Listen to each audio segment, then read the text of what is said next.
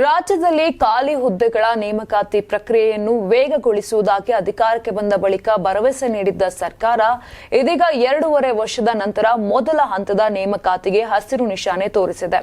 ಎಲ್ಲವೂ ಯೋಜನೆಯಂತೆ ನಡೆದ್ರೆ 2026ರ ಆರಂಭದಲ್ಲೇ 24,300 ನೇಮಕಾತಿ ಪೂರ್ಣಗೊಳ್ಳಲಿದೆ.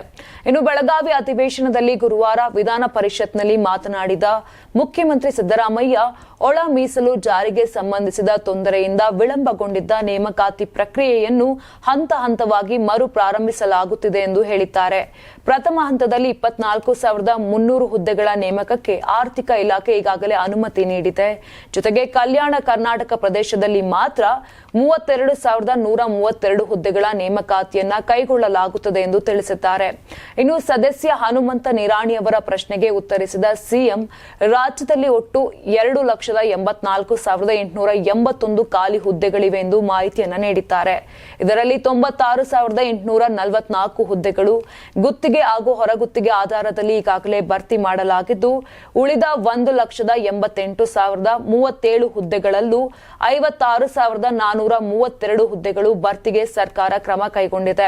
ಕಳೆದ 3 ವರ್ಷಗಳಲ್ಲಿ ಎ ಶ್ರೇಣಿ 562, ಬಿ ಶ್ರೇಣಿ 619, ಸಿ ಶ್ರೇಣಿ 23,119 ಹುದ್ದೆಗಳಿಗೆ ಮಂಜೂರಾತಿ ನೀಡಲಾಗಿದೆ. ವಿವಿಧ ನೇಮಕಾತಿ ಪ್ರಾಧಿಕಾರಿಗಳ ಮೂಲಕ 8,157 ಹುದ್ದೆಗಳ ನೇಮಕಾತಿ ಪೂರ್ಣಗೊಂಡಿದ್ದು, 3,081 ಹುದ್ದೆಗಳ ನೇಮಕ ಪ್ರಕ್ರಿಯೆ ಪ್ರಗತಿಯಲ್ಲಿದೆ ಎಂದು ಸಿಎಂ ವಿವರಿಸಿದರು.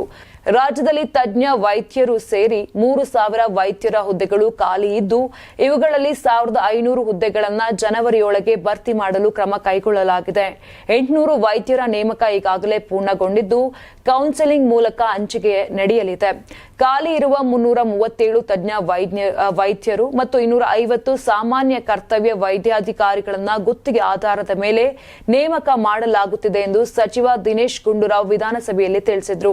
ಇನ್ನು ಪೊಲೀಸ್ ಮತ್ತು ಅರಣ್ಯ ಇಲಾಖೆಯಲ್ಲಿ 3% ಮೀಸಲು, ಇತರ ಇಲಾಖೆಗಳಲ್ಲಿ 2% ಮೀಸಲು ನೀಡಲು ಕ್ರಮ ಕೈಗೊಳ್ಳಲಾಗುತ್ತಿದೆ ಎಂದು ಸಿಎಂ ಸಿದ್ದರಾಮಯ್ಯ ಪರಿಷತ್ನಲ್ಲಿ ಸ್ಪಷ್ಟಪಡಿಸಿದರು.